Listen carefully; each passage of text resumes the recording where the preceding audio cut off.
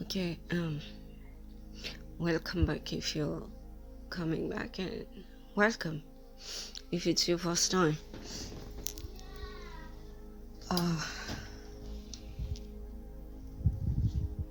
I'm finding it a little bit hard to be able to say anything. I guess this is going to be a little bit of a difficult session for me. It's another journaling. I'm trying to figure out what is it really that I'm feeling, because I've been reflecting about what happened to my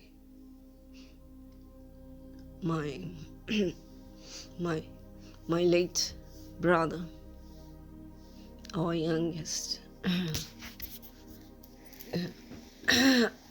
To summarize it, he died at the age of around 44 in a traffic accident. Pedestrian. He was a pedestrian, and he was hit by a car, and the guy just ran off. But then,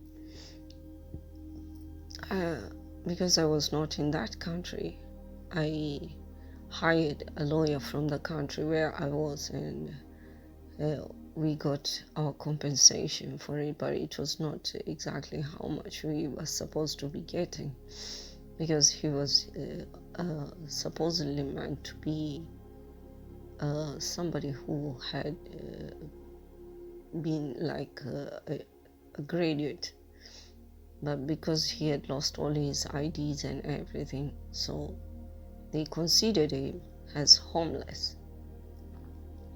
And that's why the amount of compensation was not exactly as how much we were supposed to be getting. I don't know exactly how much that was supposed to be, but then, anyway, it's past and gone.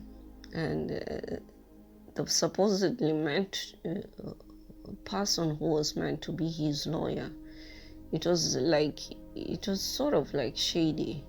Not really how he was supposed to be dealing with the case. That's why I had to hire other advocates. Anyway,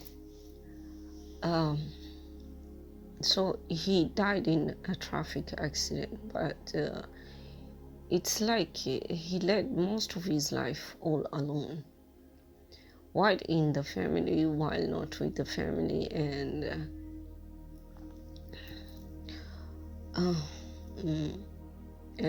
even by himself. He was a very lovable kind of a person. He was cheerful most of the time, and he used to like laughing, and he always had a smile on his face no matter what kind of problems he had. He still held a smile on his face every time, and he was a jolly fellow kind of a person. And but he was always alone, and he died alone. And I feel bad about that, because I feel like he spent most of his time all alone without really having the support that he really needed. And because of that, he ended up being a very sort of like reckless kind of a character in his ways, in his living. After all, he might have thought, after all, I have no responsibility over anyone else apart from myself. And because of the way he was living, he isolated himself from people. He was among people, but at the same time, by the end of the day, he was always alone. But he always had friends who always welcomed him, and they used to help him out. And I'm really thankful and grateful for those friends of his who helped him out during his difficult times. And now the reason why I've been reflecting on this is because I was watching Justin Bieber's videos. For almost a whole year I've been avoiding watching what happened to him, what the gossip around him, all those things they keep talking about him, and he's allegedly supposed to be meant to be his wife, and with the Selena Gomez thing and everything. But I for almost a whole year I've been listening to his music. I listen to his music once in a while, and because his music sort of resonates with how I feel sometimes. And it's like I every time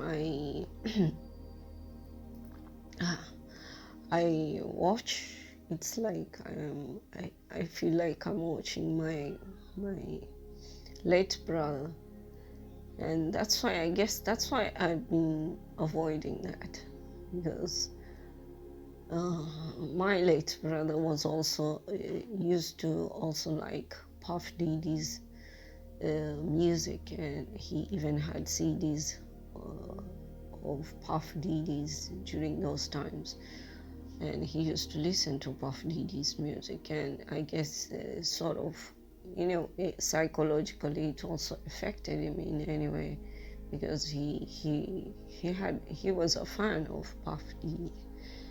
And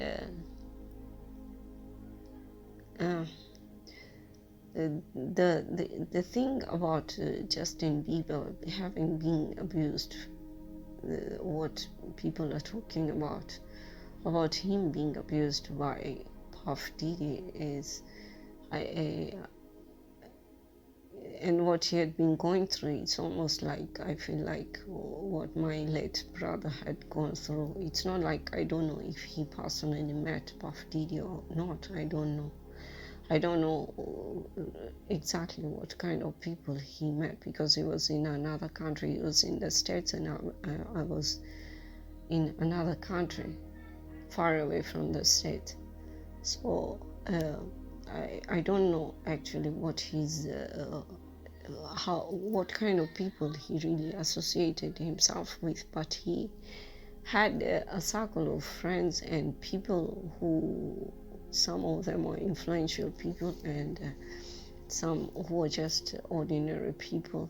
And I guess he wanted to live a simple life, and he led a simple life as it is, because the last time I talked with him, he was working as a mechanic in Texas, and he used to do almost all kinds of jobs, whatever, just as long as he earned his money for feeding himself for the day.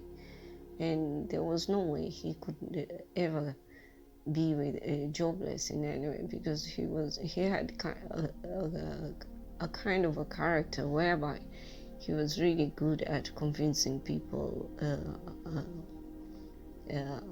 to collaborate with him in anything. And he had a very good business business mind. So it wouldn't have been hard for him. Whatever he wanted, he could easily get it. But the choices he made were just to have a simple, ordinary life, is what I'm getting. So the Justin Bieber thing I've been avoiding for a long time, because it reminded me of him, and I was reflecting to the time when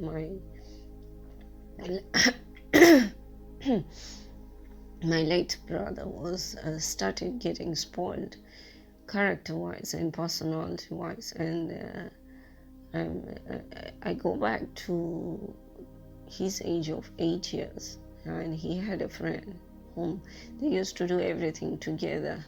The friend was from a well-off family, and the father of the friend was at that time he was a coach of a hockey team that was of the national hockey team in where we had grown up, the country we were living in. And so it was like I don't know how to explain this, but the friend was exposed to a lot of limelight in the media and whatever, and my brother was his best friend, and they used to do everything together. But it was through that friend he started getting different and changing in some way. And then at 18, I guess, or in his 20s, he joined the Secret Service, and they were going around the country to catch terrorists, because he was not so much into academy, into learning the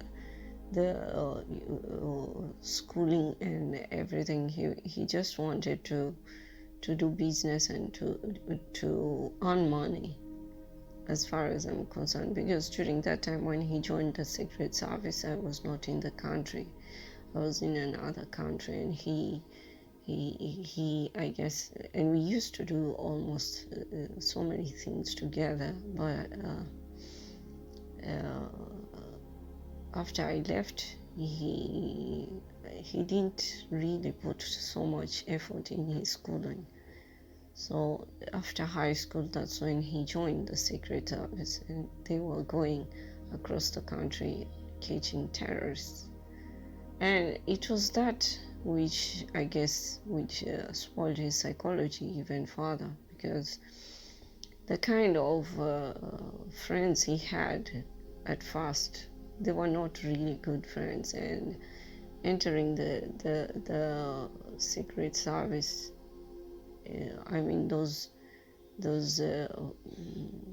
like soldier policemen, I don't know how to explain that, but they usually go in for terrorists. So he used to say he killed a couple of people, and that affected him. So he used to have he used to take I guess alcohol, drugs, to try and forget and just escape the kind of psychology he was going through. I guess he used to have nightmares. So by only using that as well, it was like how do I say this? It was like he was undercover, because he used this as well to catch people who were selling drugs and alcohol illegally, because where we were living, people used to be scared of him.